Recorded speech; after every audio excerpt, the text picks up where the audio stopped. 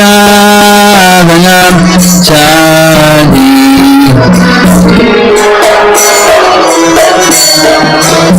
Jamati Ravanam Chadi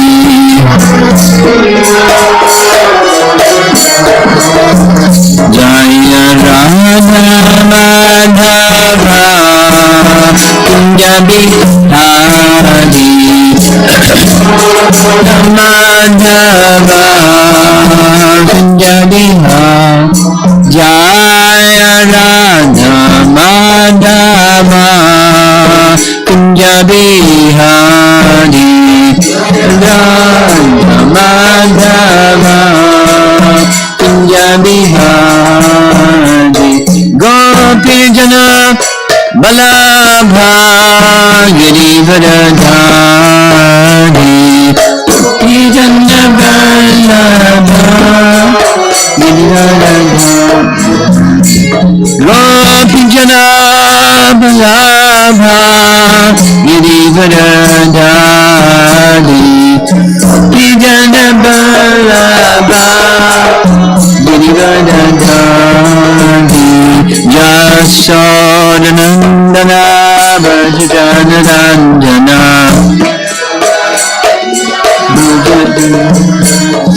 Jasodanandana Bhajanarandana Jamanati Ravana Chadi Jamunati Ravanam Chadi Jaya Radha Madhava Kunja Bihari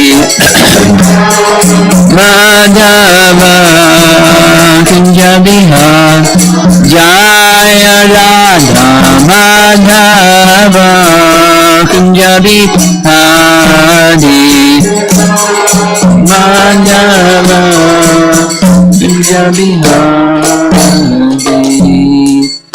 Jayom Vishnupad Paramahamsa Parivajagacharya Astatarasatasi Srimad His Divine Grace A.C. Bhaktivedanta Swami Srila Prabhupada Ki Nitya Lila Pravishta Om Paramahamsa Parivajagacharya Astatarasatasi Srimad His Divine Grace Srila Bhaktisiddhanta Sarasvati Thakura Prabhupada Ki Ananta Koti Vaishnavrinda Ki Gaura Premanandi.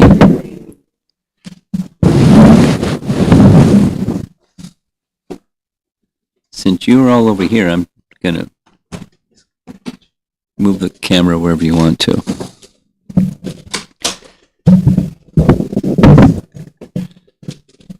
We're observing the Disappearance Day of, you got your back to the screen, Disappearance Day of Bhaktisiddhanta, Sarasvati Goswami Maharaj.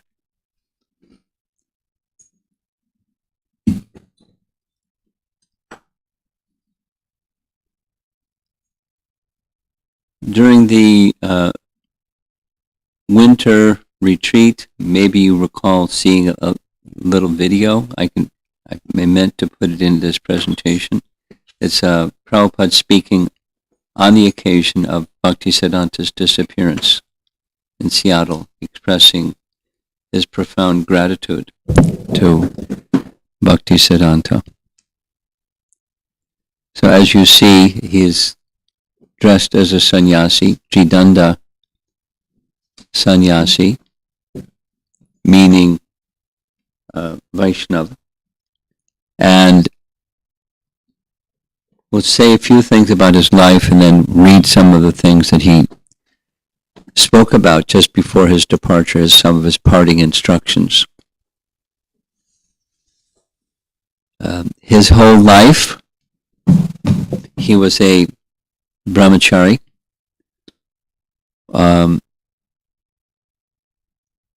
He had perfect memory, didactic memory. When he was 4 years old, he not only he could recite the entire Bhagavad Gita from memory, but if asked, he could for 10 minutes explain any one of the Bhagavad Gita verses. Very astounding. When he was in high school, he established with some of his friends a plan where they would take vows of remaining brahmachari for the rest of their life. And he fulfilled that purpose. It's said when he was a little boy, forget the age, but he was very young, very, very young, few years old. His father, Bhaktivinoda, was offering mangoes to the deity.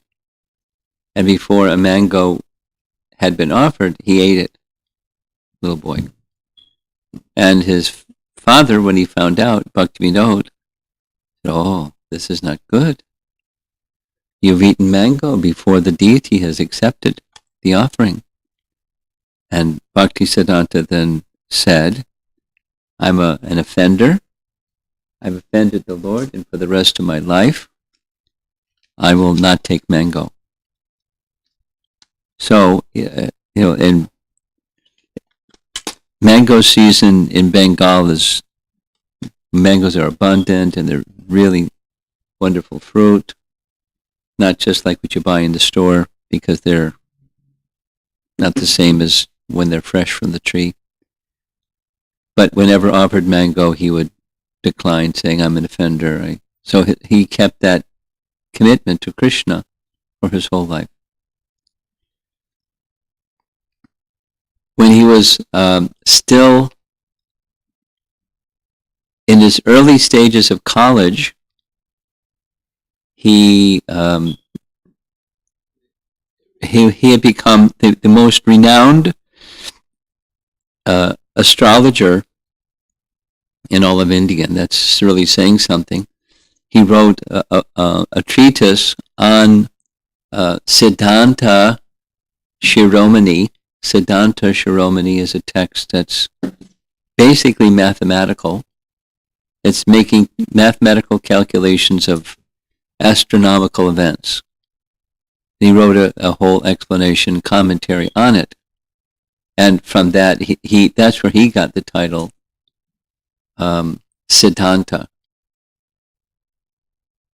It was a title given because of his scholarship, but later he gave it up, saying it's worldly, and I'm interested in transcendence. So he desisted from that.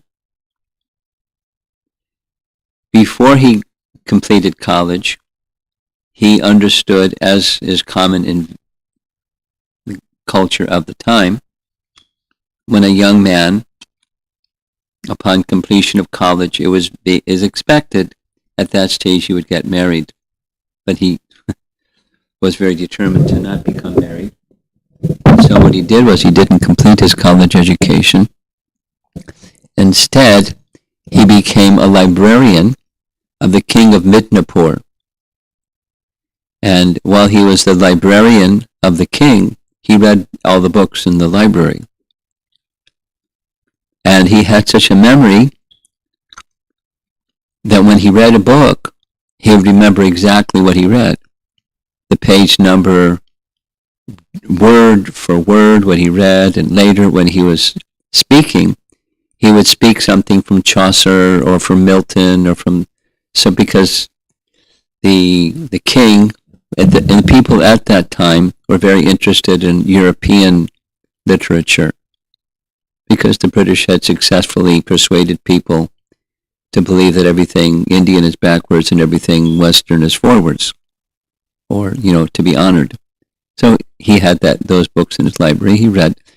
And Bhaktisiddhanta would, just speaking, think about it, you're something that you read so many years ago, and word for word you can repeat what you read in a book. word for word what you read a year ago or several years ago. It's not ordinary. His capacities from childhood. And when he departed, here's an image that appeared in the paper. It was in Calcutta. This is that appeared in the paper along with the story of his departure. So we're honoring his departure day today. My first contact with Bhaktisiddhanta was when I was in college. In fact, this is a little personal story. The very first literature, Krishna conscious literature I received was the Back to Godhead magazine. At the university that I was attending, there was a center, and a person who was a close friend of mine, I didn't know what Hare Krishna movement was, but he gave me a Back to Godhead magazine, just like a gift here. So I was carrying it around along with my clipboard and, stack of books, and it was in there somewhere. And some other people that I knew saw it, the Back to Godhead magazine. They went, "Oh no, you're into that?" And I said, "What's that?" I said, "Well, you don't want to be into that." So I got curious. I read the magazine. Their being against it was impetus for me to find out about it. And the feature article was a portion of an article written by Bhaktisiddhanta called The Vedanta, Its Morphology and Ontology. It was published in 1969, Back to Godhead magazine.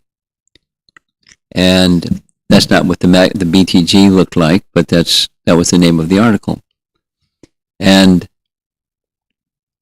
I had to look up the meaning of the title.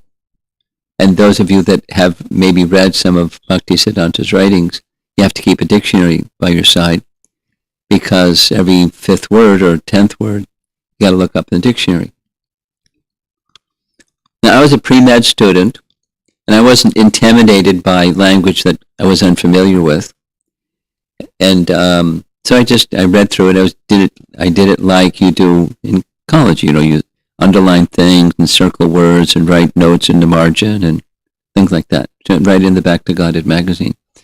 And from the time I started till the time I finished the article, it was 3 hours. I remember. And I was so absorbed. 2 things. I was so absorbed, I didn't even notice the passing of time. There was a little discussion in this question-answer session during recent class, morning class, evening class in Chicago. And, what's it like to be involved in timeless events? Here there's time. And in the spiritual world, time is absent, so what's it like? I didn't use this example, but I'm using it with you.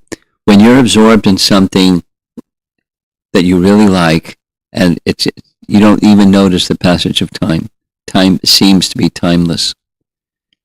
So not only was one of those timeless events, but my experience was my consciousness was way up here. And it's not that I understood everything. I wasn't disturbed because I didn't understand everything, because I'm used to reading text that I have to read a few times for pre-med to understand what it's saying. But it's not consciousness transforming like this was.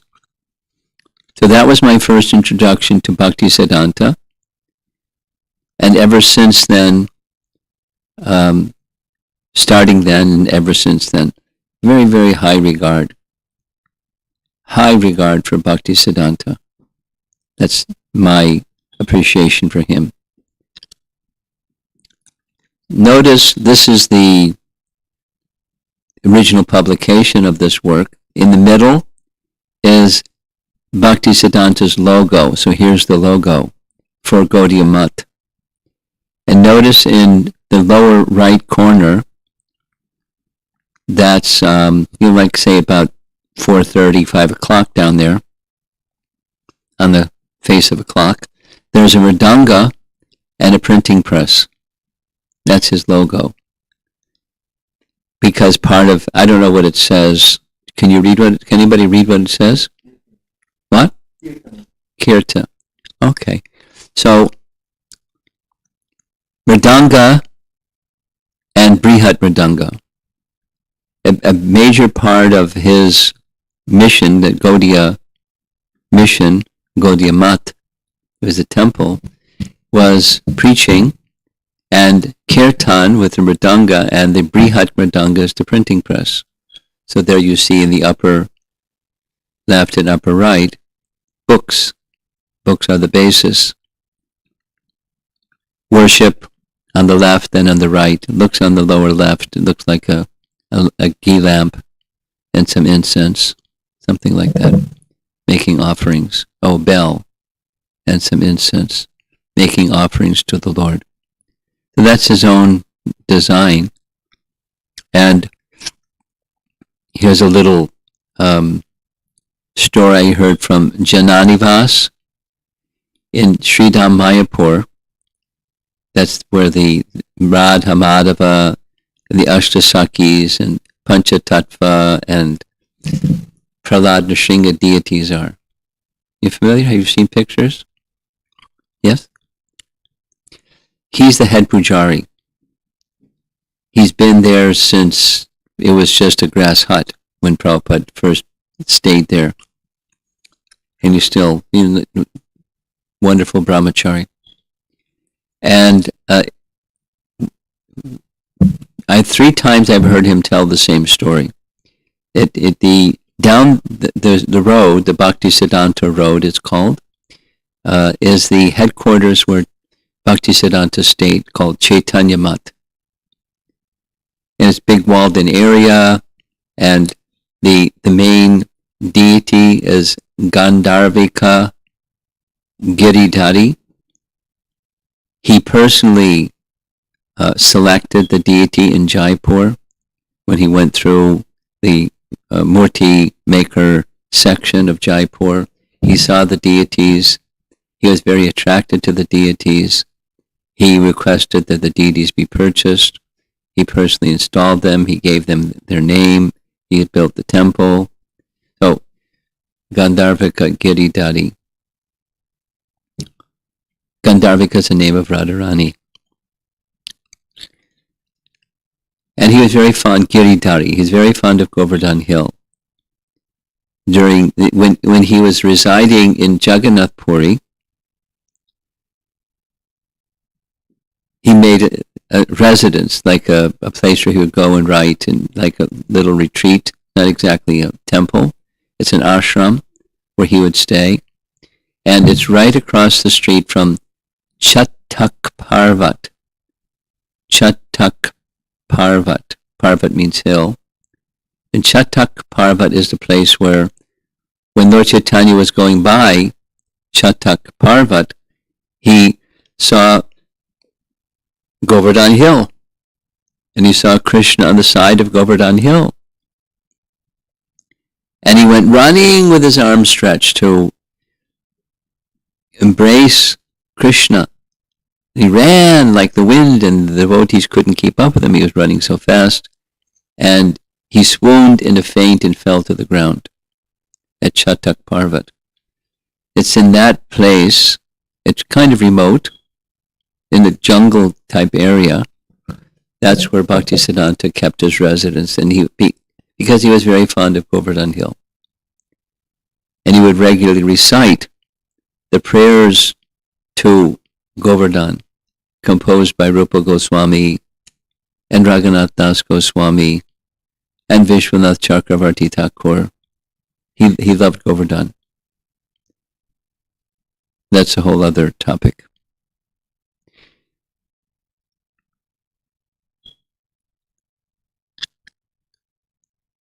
So, where he, when he was in that place in South India, in Puri, that's where Bhaktisiddhanta wrote one of his last letters, at least the last one that Prabhupada got, was the repeat of the instruction to Prabhupada. Prabhupada wrote, you're familiar with this, Prabhupada wrote a letter saying, I'm a grahasta, you have so many sannyasi disciples, and there's not much, I can't do all the service because I have to maintain my family, so please give me some instruction that I can fulfill in service of you. And the instruction he gave him was the same instruction he gave when they first met. Go to the Western countries and take the message of Chaitanya Mahaprabhu and deliver it for the benefit of them and yourself. Very celebrated instruction that Prabhupada fulfilled, but it carried him. It carried him across the ocean, that instruction. Bhaktisiddhanta wrote many books. He was called Singha Guru, or like a lion. That is, his style, his personality style was, whenever he saw discrepancies, he would confront it. He wasn't just mild and gently. His father, Bhaktivinoda Thakur, was known for humble persuasion, and Bhaktisiddhanta was known for challenging. Whenever there's deviation, he was intolerant of deviation, and he would challenge it. Here you see an image that I have blown up and put on my wall in my office, the office in New York. It's not only it's a car, but it's a convertible. And Bhaktisiddhanta, I'm going to read something, but Bhaktisiddhanta brought this to Vrindavan. Now, in Vedic culture, a sannyasi is supposed to walk barefoot and not ride in some conveyance, because commonly conveyances meant a palanquin, like a king or some dignitary or VIP or something, and people, special people would be carried by palanquin. So sannyasis were not supposed to do that. They would walk, and they would walk barefoot. So he not only didn't walk, but he got a car. Not he got a car, he got a convertible. And sannyasis are not supposed to wear, this is rigid tradition. Smartas say sannyasis are supposed to wear only one cloth, that is, not sewn cloth. So not only he would, at times, like you saw that initial photo, it's just that sannyas robe. But in this case, it wasn't only a robe, it was a coat. A nice fancy coat with a chauffeur, with a person next to him wearing a fancy hat, and he would ride through the streets of Vrindavan waving at people. And why was he doing that? I mean, he knew what it would bring criticism, but he was making a statement. And the statement was the statement of Rupa Goswami's teaching of what is real renunciation. You familiar with the teaching? It's from Rupa Goswami's teachings, and we're followers of Rupa Goswami. And it's so what false renunciation is and what complete renunciation is. So complete renunciation is when things are seen in relation to Hari, and they're engaged in service to Hari without attachment. That's yukta vairagya. That's complete detachment. It's nice Sanskrit. Anasaktasya vishayan yatarham upayunjitaha nirbandha Krishna sambandhe yuktam vairagya. Yukta means engaged, and vairagya means detachment. So, real detachment means to engage things in Krishna's service, not just to throw them away or stay away from them. So, that which is to be used in Krishna's service, you accept. Like Prabhupada would speak so often about, here's a microphone. And the microphone is a material thing, yet we're using it in Krishna's service, so it has its place in Krishna's service. Just like the camera and live stream broadcasting a class sitting in someone's living room. Well, there's many people watching at the same time, so it's yukta vairagya. The printing press is yukta vairagya. It was a cornerstone. On the one side, there's the mridanga. That's traditional. And then the printing press is brihat mridanga. Brihat means big or large. Prabhupada would teach like this from Bhaktisiddhanta. A mridanga may be heard played loudly for a block or two. And the brihat mridanga can be heard all around the world. It's very powerful. And by engaging it helped Srila Prabhupada expand the message of Krishna far and wide in many, many languages and printed all around the world. I'm going to read something he speaks about this automobile.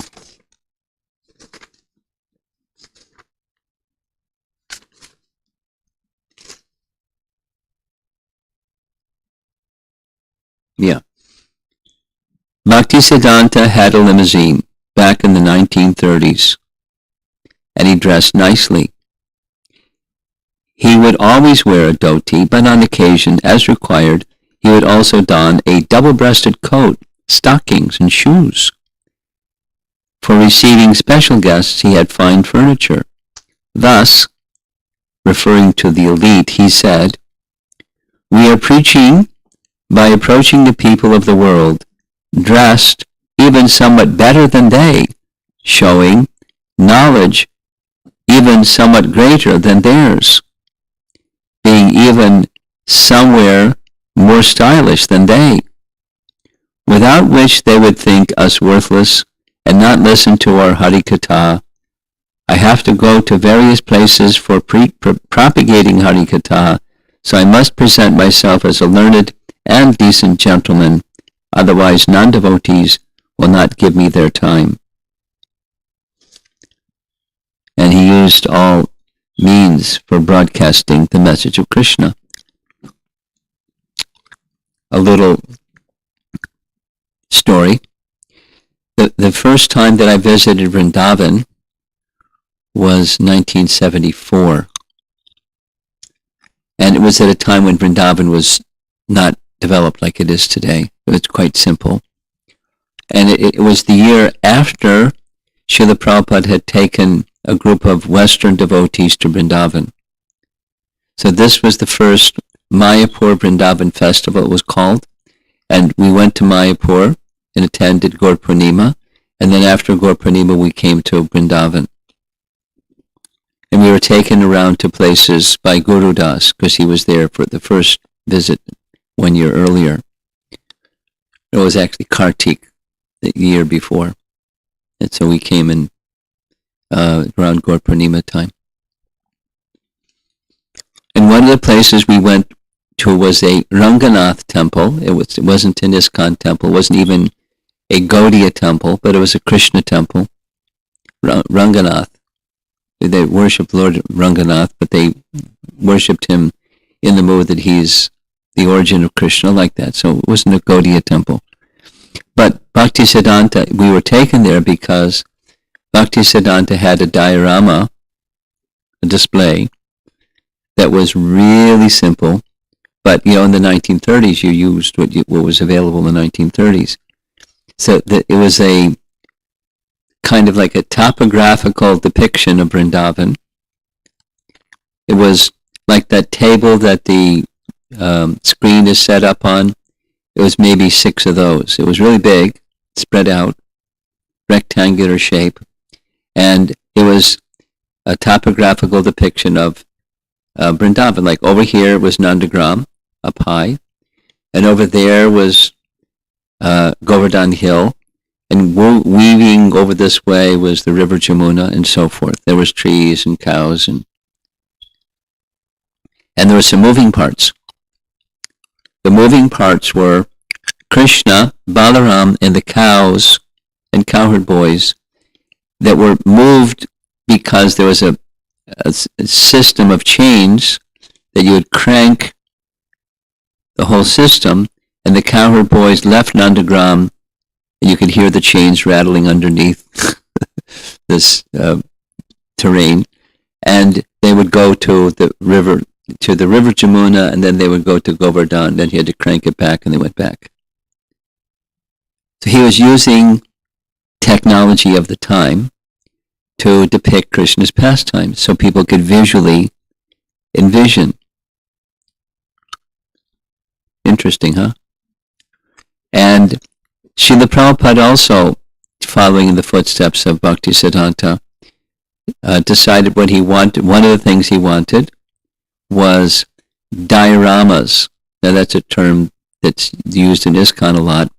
Diorama, he was also then called dolls, because in Calcutta or in West Bengal, there's an art of doll making. During the time of Durga Puja, they have lots of craftsmen that make image of Durga, then they cast it, and then they make moldings from the cast, and they use straw, and then they sell their murtis for Durga Puja. And at the end of the Durga Puja, the deity is finished. It's just for Durga Puja. So it's very fine art. So Prabhupada sent several devotees to go learn the art of doll making to Mayapur. They came back, and by their artistic ability, they made dioramas of Krishna's pastimes and teachings of the Bhagavad Gita philosophy.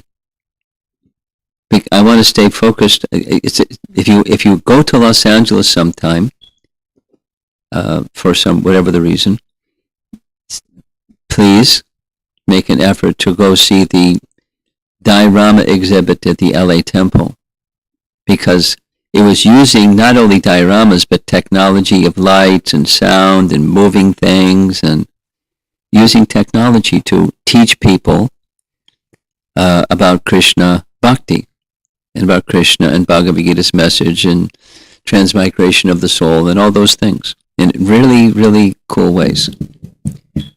And it kind of didn't get utilized for a long while because the computer technology was really old from the time that it was built.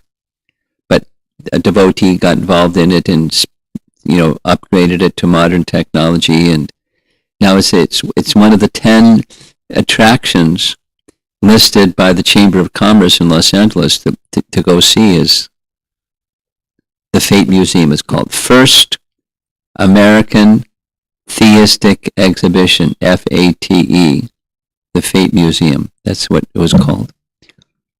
It's really good. But it's just following in the footsteps of Bhaktisiddhanta. We saw the year that he departed, and one of the celebrated events not so long prior to his departure was a visit to Dhaka in January, and he made a claim that one can speak in every single verse of Srimad Bhagavatam. There's volumes and volumes of meaning. So what he did, for 1 month, he spoke on one verse, 111 Bhagavatam, for 1 month, and didn't repeat anything. He's a cornucopia of wisdom and beautiful teachings. Here's extracts from those lectures, because after the lectures there was something published. Listen to this one. It is because I am myself honeycombed with 1,000 defects that I am attracted to the task of seeking out the defects in other persons. Here's another little, the first experience that I had with Bhaktisiddhanta I mentioned, that Back to Godhead magazine. So So I already had this, hero picture or image of Bhaktisiddhanta. And then fast forward in time, I moved into the Boston Temple. That was the first place. It was after the undergraduate years were completed, so the summer of 1970. That's when I first lived in a temple a few years ago. And after being there just a month or so, Guru Das visited. And he had with him a stack of books, and I like books. I asked him, can I look at your books? He said, sure. And right on the top was a book by Bhaktisiddhanta. So I was going, wow, book by Bhaktisiddhanta. So I opened up the book, and just inside the cover page was this little dedication page, and it said something very similar to this, and it went inside. So it wasn't the text itself, it was the preface to the text, or a little introduction. And it was 2 paragraphs, short. A Vaishnava is never one who finds fault in others, for by so doing one is disclosing the fact that one's own heart is honeycombed with the same fault, same type of language. Then the other paragraph was, rather, a Vaishnava is one who looks within and sees where are these defects within me and makes their heart clean, so that then they can be a true representative of Krishna. And really powerful. I mean, for you, it's a great principle to live your life by. I just got a letter from 2 letters, recent. One from a college student that's on a pre-med track, straight A student. But she was sharing with me, and then another person, some other place, in his workplace, he was sharing with me. He's, married and has child, so different ages, different social backgrounds. But when they see defects in others, they become very disturbed. And they focus on that defect in others and become very disturbed. And it's hard to function because their attention keeps going to that defect in others, especially when they're expecting that other person to not have defects, but who doesn't have defects? So and they know that, but yet their attention stays. So this teaching protects you from that. I'll read it again. It is because I am myself honeycombed with 1,000 defects that I'm attracted to the task of seeking out the defects in other persons. Then, those favored by God find their paths set by thorns. Next, let me not desire anything but the highest good for my worst enemies. Another, there is no peace or happiness in our worldly life. Circumstances create turmoil and annoyance. Next, be indifferent to bizarre gossips. Stick firmly to your cherished goals. No lack or impediments of the world will ever stand in your way. Next, a devotee feels the presence of God everywhere, but one averse to the Lord denies his existence anywhere. Next, chant the Maha Mantra loudly and with attachment. This will drive away inertia, worldly evils, and pests. And he was, perhaps his own life was, had its difficulties. We read something this morning at the temple, Chicago temple, the final days. It's from the Ray of Vishnu, the biography about Bhaktisiddhanta. And he acknowledged that, this confrontational style of his made enemies. Some people appreciated, wow, he's a truth speaker. And some people were insulted. And there were circumstances where even his life was at risk.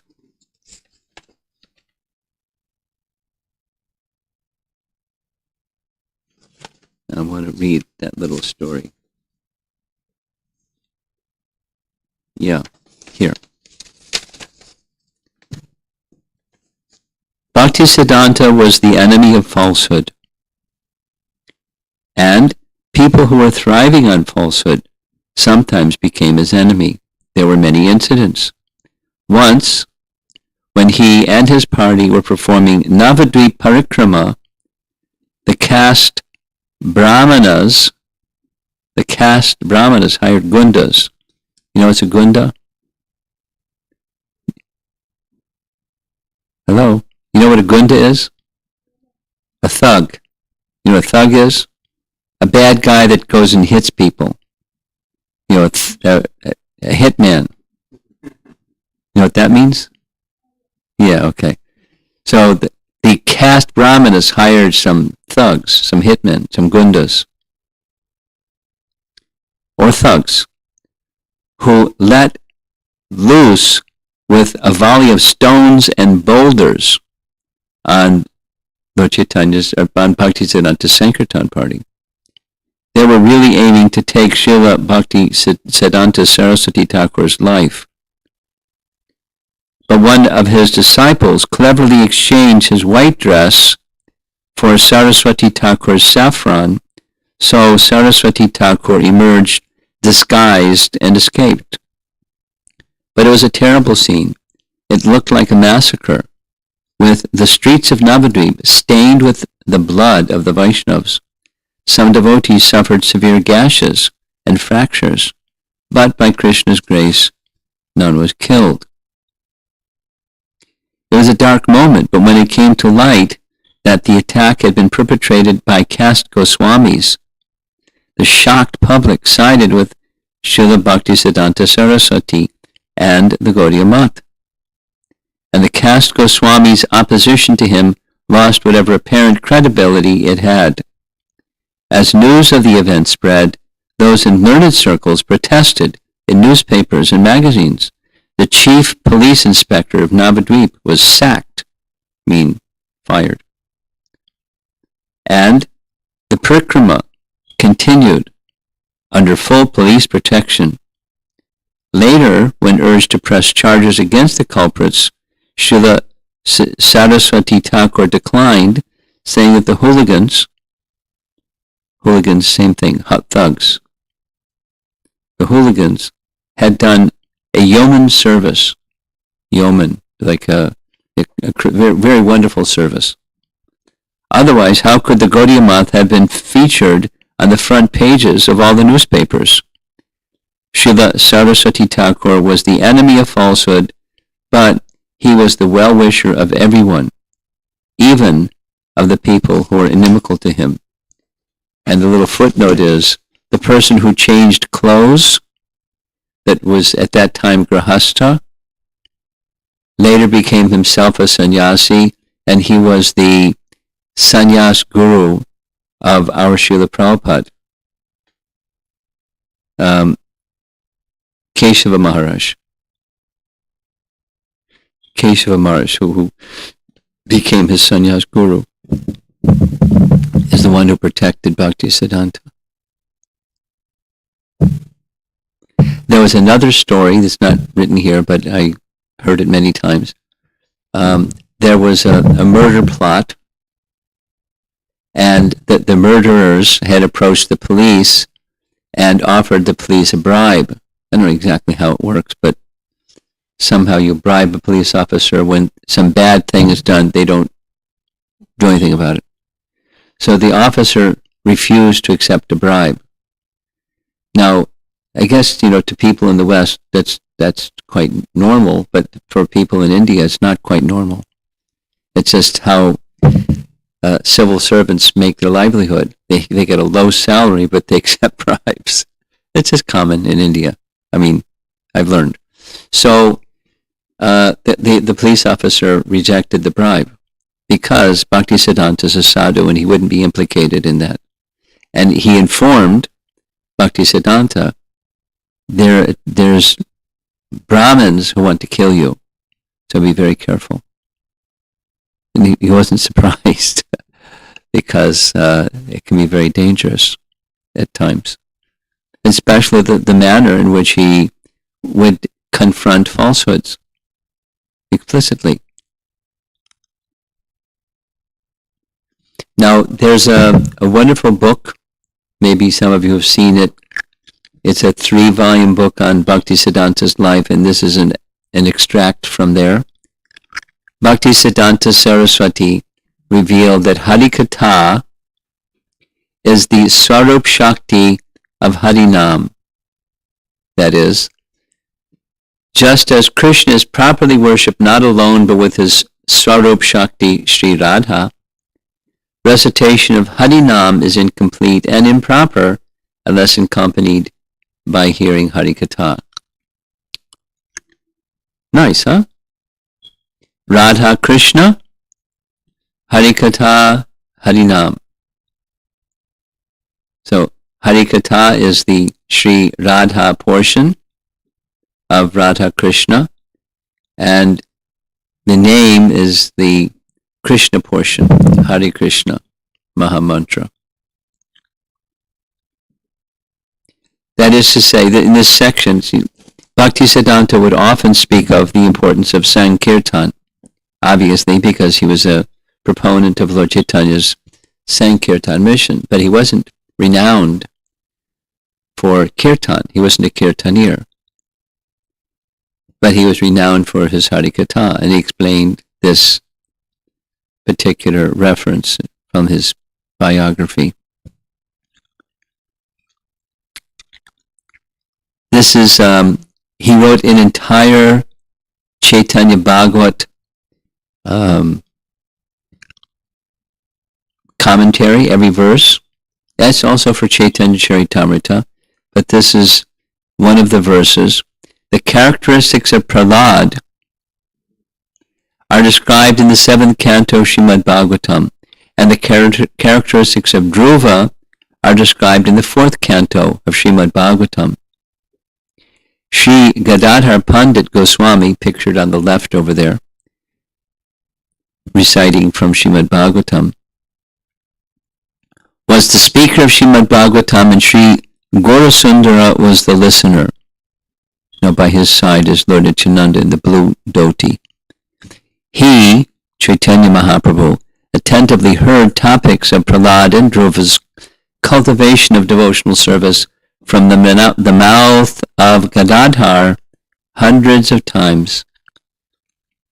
Every day, Lord Chaitanya would go to the temple of Gopinath, where Gadadhar Pandit was worshipping Gopinath, and then after seeing the deity of Gopinath and dancing, he would sit with Gadadhar and hear topics of Srimad Bhagavatam from him. Now there's so many things to say. I'll say a few more things, but this is the last slide. God is the shelter of all. He sends many obstacles and inconveniences to those who wish for shelter under him in order to test their ardor and steadiness. Chaitanya Shikshamrita is one of his books. So the teachings or instructions of Chaitanya Mahaprabhu. And so he wasn't intimidated by difficulty. And anyone that wants to be successful in anything, certainly in spiritual life, but for that matter anything, like he said, the path of the sadhu is filled with thorns. When you're trying to move forward towards life's ultimate goal, it's not free from bumps. There's difficulties. And it's not unfair tribulation kind of difficulties, it's purification kind. Or as he's saying here, Krishna is testing to see, are we very sincere and are we very determined? here's there's so many nice things to say about Bhaktisiddhanta, but I think I'll just make the connection with what Prabhupada said. I recall sitting in a temple room in New York, and Prabhupada was explaining the same principle, where Prabhupada said, if you say to Krishna, my dear Lord Krishna, so many lifetimes I've wasted in fruitive activities and trying to become an enjoyer independent from you. Let me dedicate this one lifetime to you. So Krishna may consider, oh, do they really want me? Supposing I give them some sense gratification. Prabhupada made that sound. And the devotee says, no. He held his arm. No, I only want Krishna. Oh, this devotee is very sincere. What if they have some tribulation? Will they still want me? So Krishna sends some tribulation, as it's saying here, to test their ardor and steadiness. And Prabhupada said, whatever Krishna sends my way, that's okay, I simply want him. And then Krishna will say, oh, he's really sincere. He really wants me. Let me give myself to him. Now, it's not a game or some kind of playfulness of Krishna, but the fact of the matter is we've been involved in the material energy for who knows how long, lifetimes and lifetimes, how many, who can say?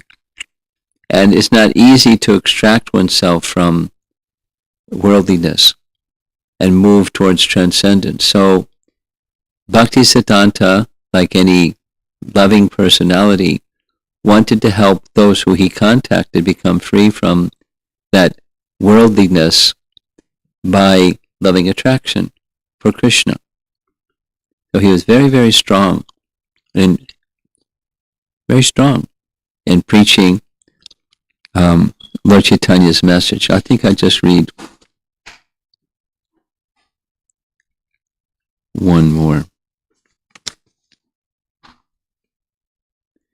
One of the final instructions of Srila Bhaktisiddhanta Sarasvati Thakura. Please preach the kirtan of the Supreme Lord, even if in doing so you have to incur debt. Then in order to pay off that debt, you will have to be even more engaged in seva. When your creditors put pressure on you, you will be forced to beg more alms. Again, this is his temples. Again, as the pious householders will not give you alms unless your character and conduct are pure, you will be forced to preserve a pure lifestyle with great determination and care. I will not leave one penny for you, so that in the future you won't indulge in laziness and you won't be able to give up your devotional lives, full of Hari Kirtan and Hari Seva. These temples are centers of Hari Kirtan, and Hari Kirtan is life and consciousness. To ensure that there is no place for laziness, bad conduct, trivial thought, gossip, or vulgar desires in the mat, you have to go from door to door where your Hari Kirtan will be tested by the public. When the public will think that they are givers of alms and you are the receiver of alms, in other words, that their status is higher than yours, they will criticize you in many ways, thinking that you are objects of their mercy. Perhaps some of them will also be ready to kick you out. Then, on one hand, you will be able to become Trinadapi Suniche Na, humbler than a blade of grass, and Manada, respectful to others. On the other hand, you will take great care to make your lives and characters pure and exemplary. Furthermore, what will be beneficial for you is this. As you will correct the mistakes of the common people by citing the messages of Shastra, Sadhu, and Guru, you will not make those same mistakes. Please do not be upset if someone criticizes you personally, but your Guru Varga, Shastra, and Mahajans are completely faultless, supremely liberated, and eternal associates of the Lord. If, due to ignorance, someone criticizes them, then you should correct that person's mistakes by telling them the real truth. This will be very beneficial for both you and the ignorant people. If you become lazy about begging alms from door to door to collect ingredients for Hari Kirtan, and if you indulge in laziness and bad habits, preferring reclusive bhajan so you can escape others' criticism, then your character will not be purified. You will not have the life of devotional practice. I will never give you any opportunity to live in a reclusive place so that you can become undisciplined in your heart, thinking no one will come to see or hear you there. You are my dearmost friends. I will never allow you to give up the path of pleasing the senses of the Lord so you can please the senses of the people of the world as well as your own, because you received some temporary position or you could not tolerate some temporary criticism. This is now obviously speaking to a certain group of people. This is his brahmacharis in the Gaudiya temples. He is strong, very strong. And he left behind a legacy to be followed by Srila Prabhupada.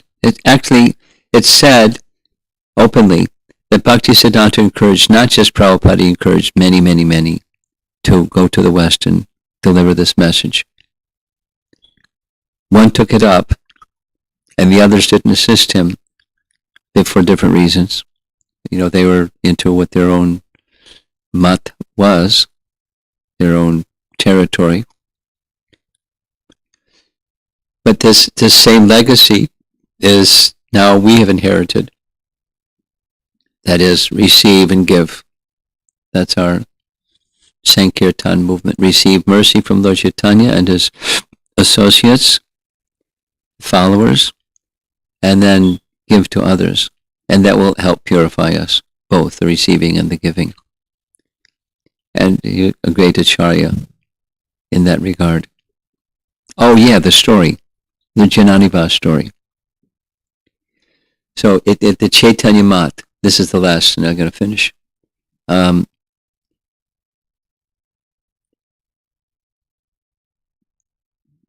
the time that temple, the Chaitanya Mat, was built, it was somewhere between jungle and agricultural land. There was a very simple dirt road, and some distance away down the road was the Ghat, and the Ghat is where boats would come, and they would carry paper from Calcutta upstream, up the Ganga, and then in bullock carts they would deliver daily 3 to 4 bullock carts full of paper every day.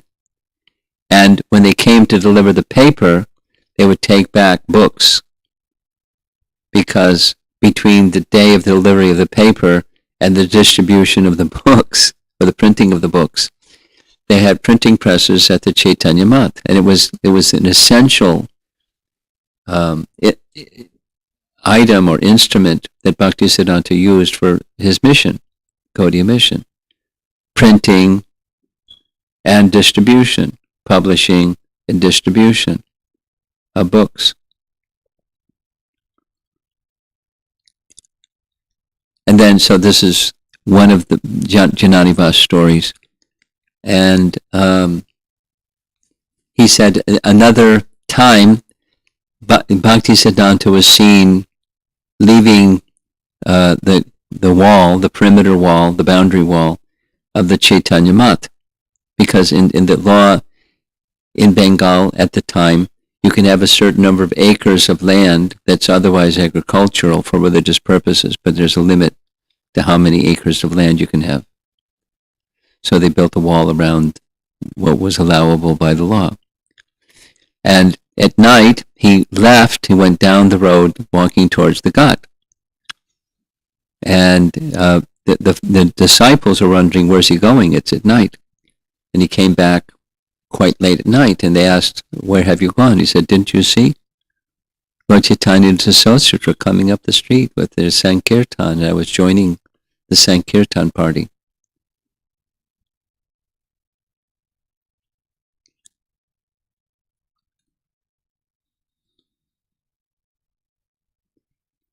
An amazing person, an otherworldly person.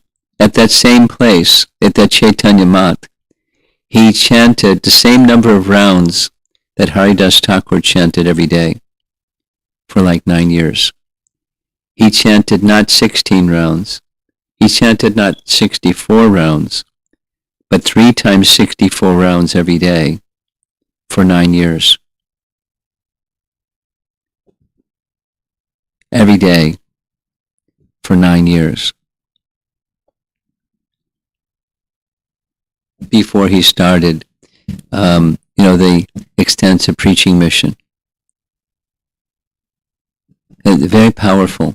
He showed himself to be fit to be on the same platform as Haridas Thakur and the 6 Goswamis, and he came down from that platform to engage in preaching activities because of his great compassion.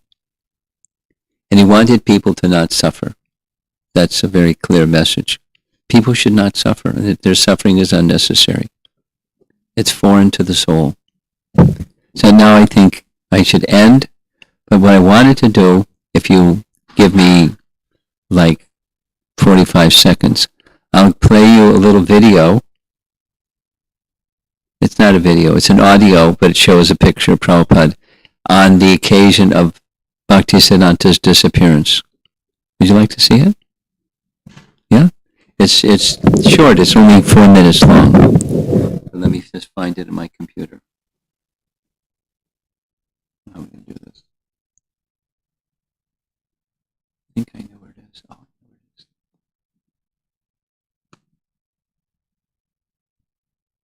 Yeah. Should come.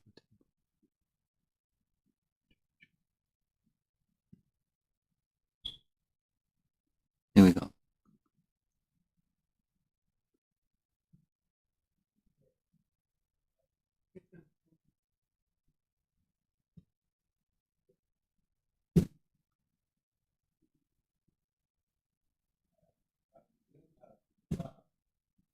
Louder.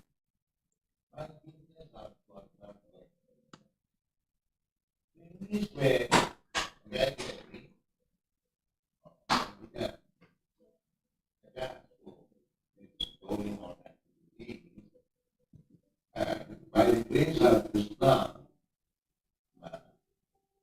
my business also is not going.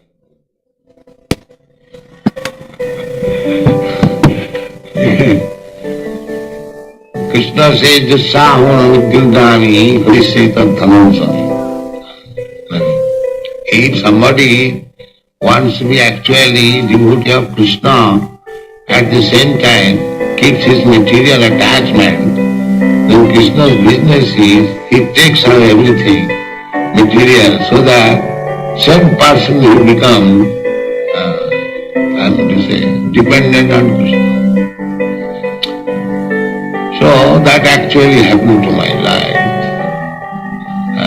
I was obliged to come to this movement, to take up this very seriously. And I was dreaming that Bhaktisiddhanta Sarasvati Thakur is calling me. Please come out with me.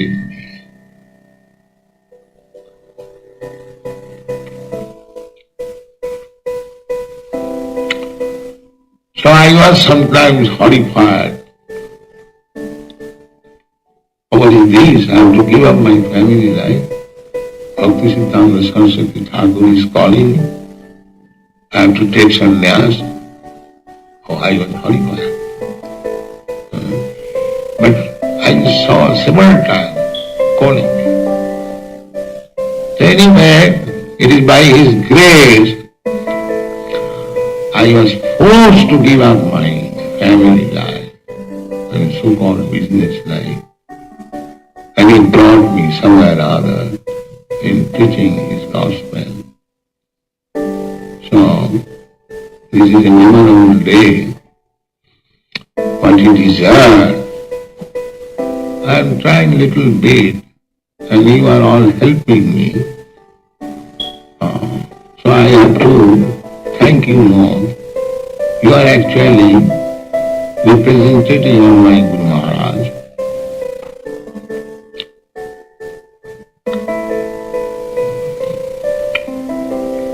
Because you are helping me in executing the order of my Guru Maharaj. Thank you very much.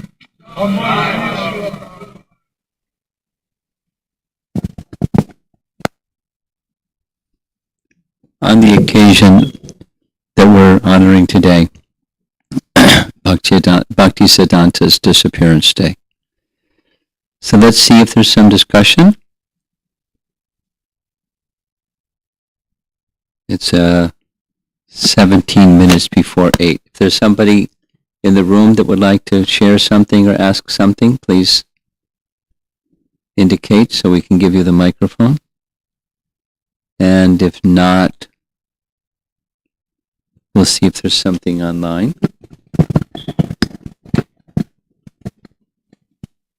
Guru Maharaj, I have one question. Okay, fine. The diorama at the Ranganath temple, is it still present? I don't know. That was 1974, so I don't know. Okay. That was my question. There is one question online. It doesn't say the person's name, it says Vedic Church. There may be some advanced Vaishnava devotees who are not in our Saraswati line. They may write commentaries on the Sandarbhas or even have their own institutes. But if they do not accept or make offense to Srila Saraswati Thakur, Bhaktivinoda Thakur or Srila Prabhupada, what caution should we use in hearing from them? What results might come from reading their books?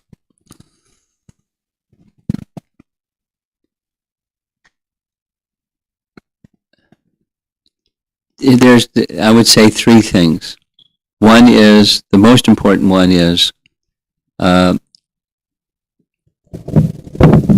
Shiva Raj some years ago wrote a booklet, Shiksha Outside of ISKCON.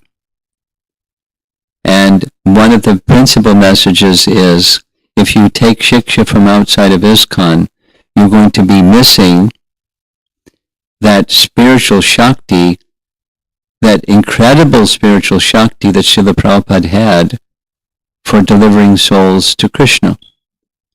That would be a great mistake or misfortune, to not be as close to that spiritual Shakti of deliverance as you can be.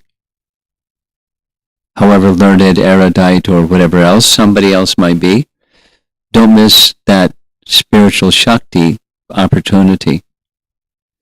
The second point is something that Prabhupada said repeatedly, and it's true, that when someone else is speaking and there's even one word of difference, it may cause a doubt. Is it this or is it that? And some persons, the is it that or is it that doubt persons, then have an obstacle on their bhakti path. So especially in the earlier stages, one should be very, very careful about not entering into that unnecessary territory of becoming confused by this word is here and that word is there.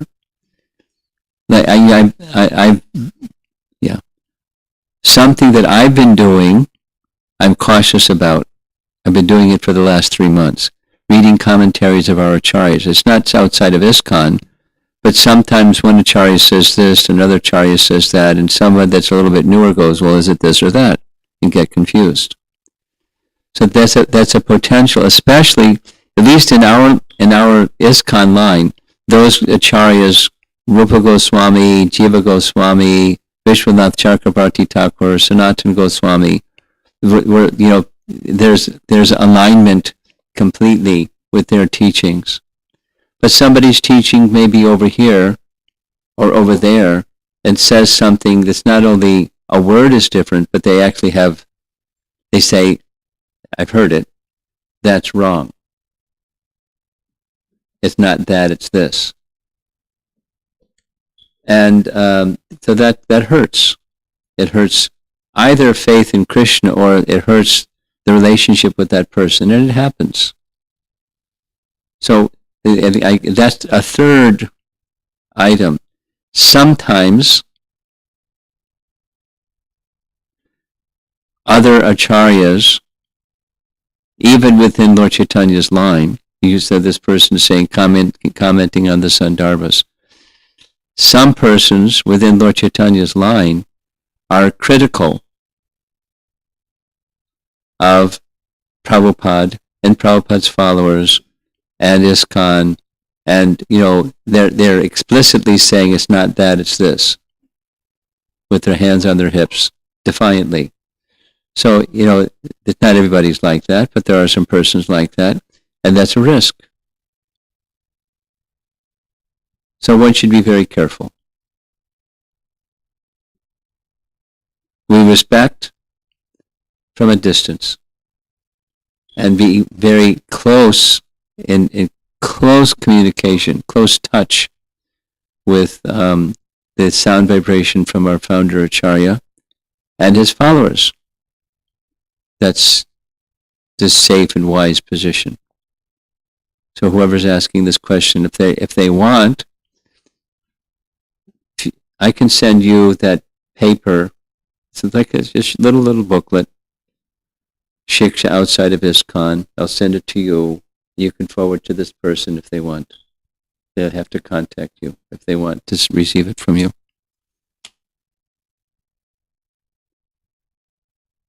Anything else, or we're done?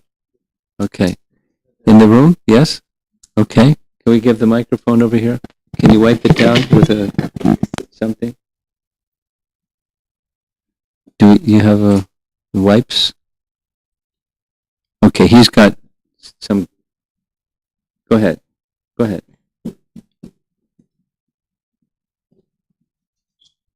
Yeah. Okay.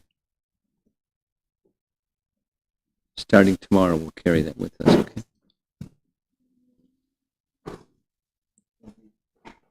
Go ahead. I was just wondering about Bhaktisiddhanta initiation, like how did he meet this? I think I've heard about this before. Which? How did he meet this Guru Maharaj? Like, go through that Guru Maharaj? And did he meet him in a forest? Or like No. Gorkishore would regularly come and hear from Bhaktivinoda Thakur. And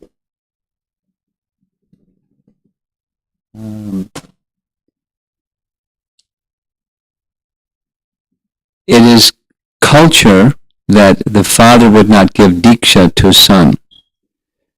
So Bhaktivinoda would not give Diksha to Bhaktisiddhanta. He recommended that Bhaktisiddhanta take Diksha, mantra Diksha, from Gorkishore. Gorkishore was not accepting disciples. That was his mood. So he approached him on a few occasions, and he said, he didn't exactly say no, but where the story goes, he said, I have to consult Mahaprabhu. And then later, did you consult Mahaprabhu? He didn't give an answer.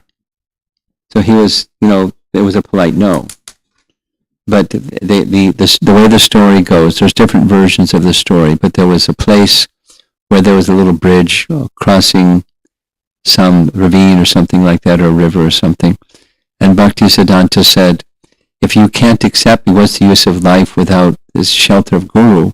Then better I give up my life. And he was saying in such a mood that Gorkishore understood he meant it, and so he agreed to accept him as a disciple. Now the thing with being in a forest, I don't know about being in a forest. Okay. Anything else in the room, or we're finished? Okay. You have something? Better you remove your mask when you're speaking so I can hear you better. Thanks. Hare Krishna Brahmash. In one of the slide it was written, right, like the last slide, God is the shelter of all and he sends many obstacles and inconvenience to those who wish for the shelter under him. Yeah, I am able to read the English, Maharaj, but I don't know how to understand this. Like, yeah, he is the shelter for all. So when you're, so the doubt comes as like, not the doubt, like how to understand this. Like once we are wanted to come closer to Krishna means the test comes, right? So how to handle it's not the tests are not there when you don't take shelter. There's other kinds of tests. You know, there's turbulence. This world is a dukkhalayam shashvatam. That's what this world is. It's not that there aren't tests or tribulations until you become a devotee or trying to become a devotee. And then tribulations start. It's not like that. But, you know, sometimes it's not uncommon at all. Persons think, hey, I'm trying to be a devotee and I've got this difficulty. How come there's difficulty for somebody else? Somebody else is a nice person. They're going through so many difficulties. That, you know, God's making a mistake. You know, there's expectation. So that what Bhaktisiddhanta was teaching is, here's what you should expect. Expect that there's going to be a purification path ahead of you. And sometimes it's this, and sometimes it's thorns, and sometimes it's difficulties, and sometimes it's tribulations.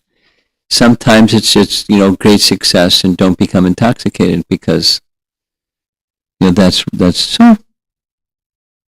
Be ready for whatever. Is that okay?